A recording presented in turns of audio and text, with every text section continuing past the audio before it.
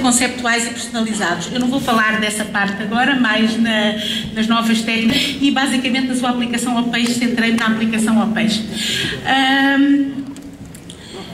Daqui os nomes mais conhecidos, que muitas vezes se mete tudo no mesmo saco, mas são aproximações completamente diferentes, que não têm nada a ver umas com as outras.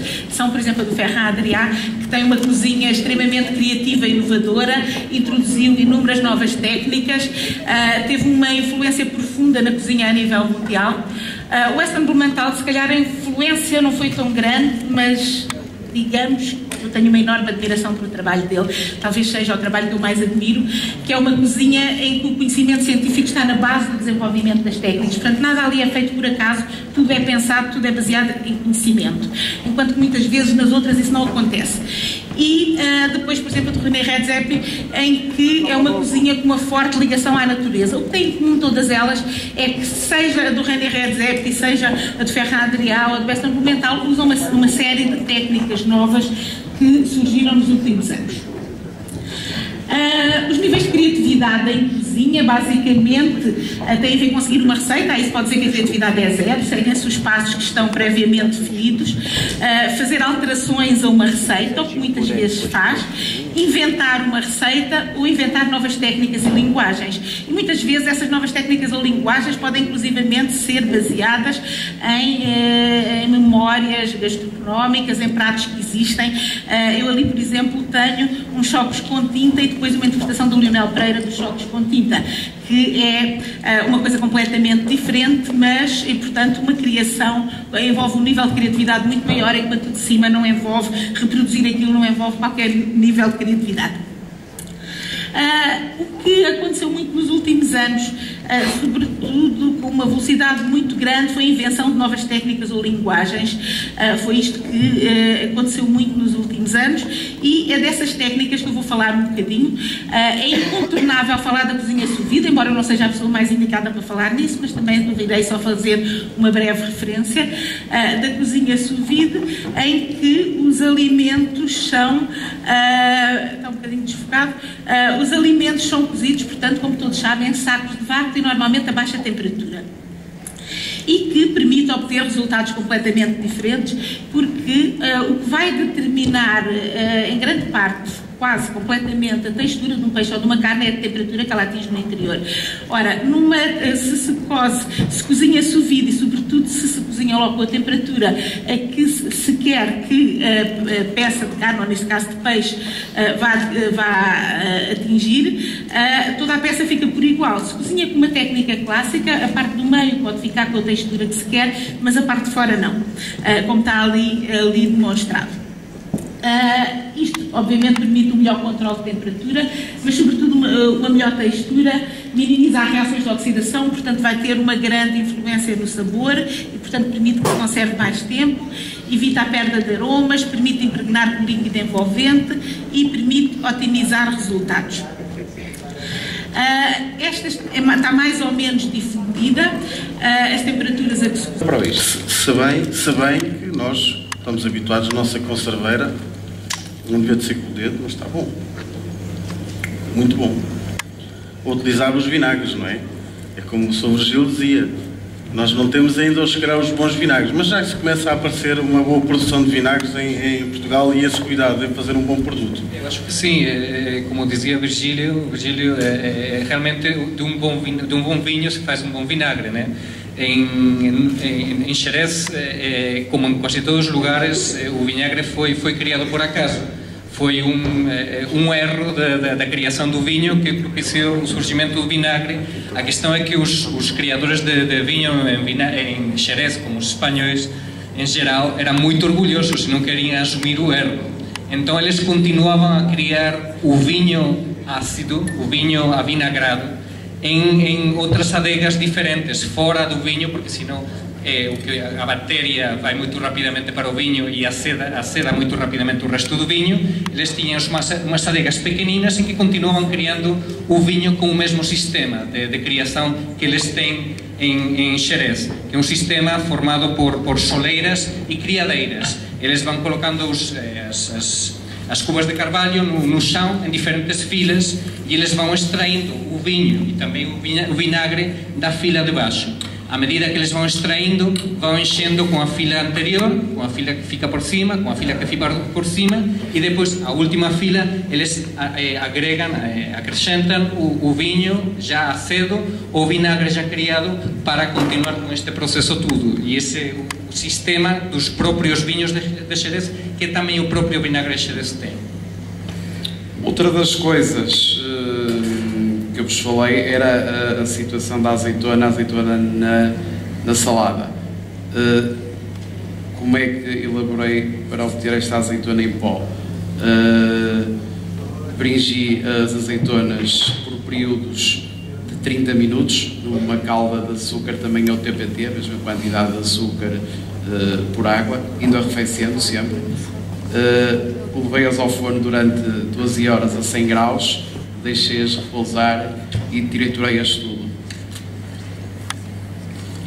E aqui na sopa, há uma dica que eu aprendi: deixei de utilizar água nas sopas.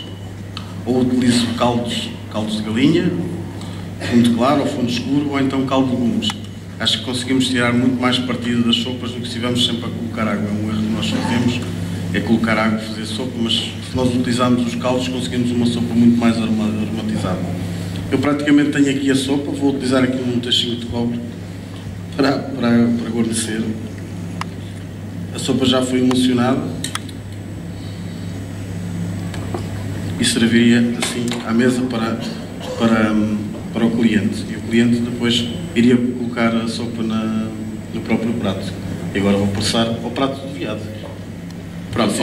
Outra das técnicas para a colocação do tomate, e não a colocação do tomate perfeitamente normal, uma das técnicas que eu aprendi com um grande amigo meu, que não vou dizer quem é, que foi bringir os tomates cerca de 2 minutos em água quente, retirei a pele, metê-la ao forno durante 4 horas a 90 graus.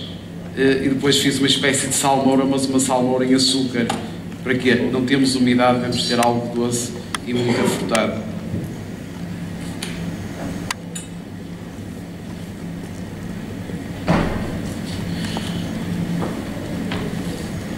Colocamos aqui uma framboesa para levar a cor. E batemos a parte verde, colamos com os rebentes sicho,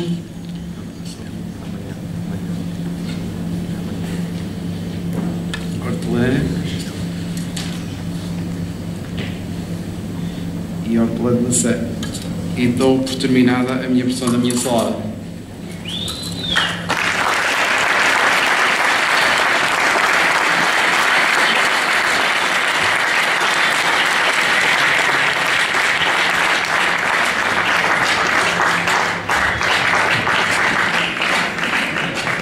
Vou então passar aqui ao prato do veado.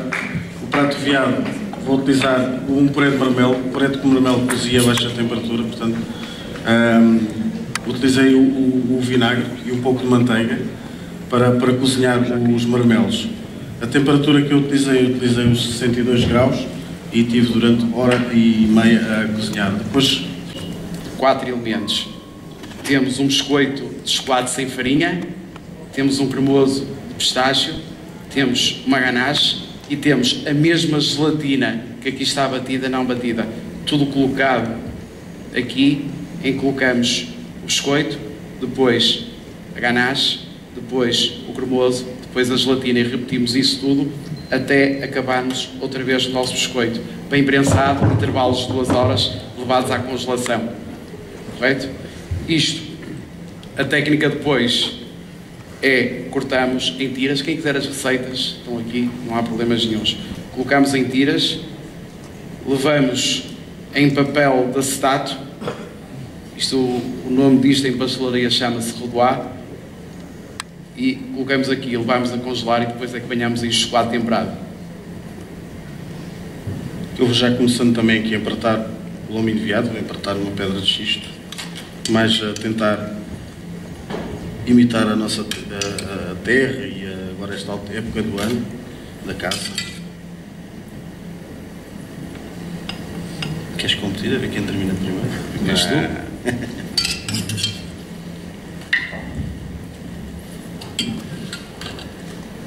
Vou utilizar o crumble para pôr aqui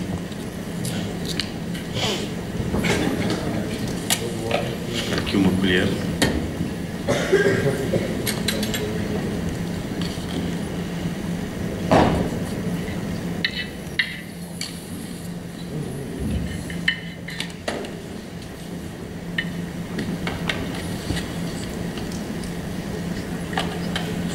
Outra guarnição que eu vou utilizar no prato é míscaros.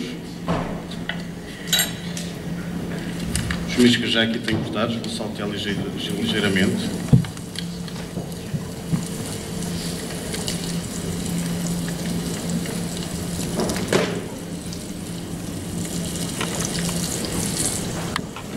Vamos a colocar então os morangos que estiveram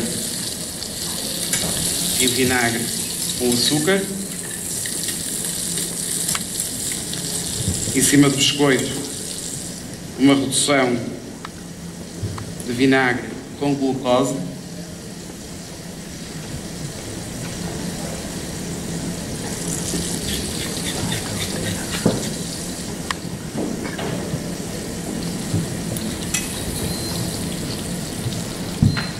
Eu vou já colocar os cogumelos. O lombinho de porco, desculpem, de veado. Coloquei no forno, porém, preparada para mim, não é?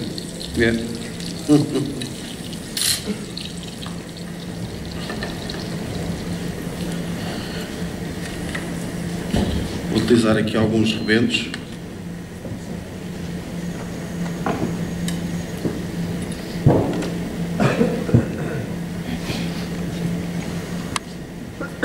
Depois no final então